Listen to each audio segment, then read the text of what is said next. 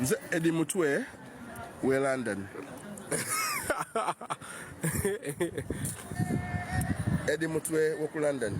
Kati nseka najja buja maaso. Saka tumina kujijjako. Olaba.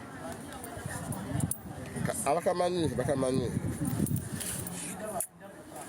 Kajambo. Kati favor VIPs twamalabo. Abalaba China ngetofuna ka VIP. Why? Mulejja munyo. Kwa bagakula Presido. But this is the situation ibanange. The turn up is massive. Chintu kigenda bulungi. Ababeda Uganda baba boogera massive bitegeeza ati nange sibimanyi mpulira biwulire afana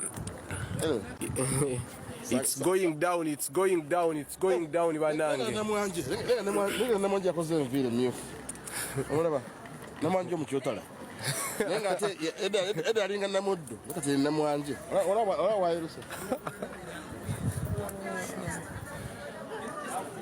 ngene mukwana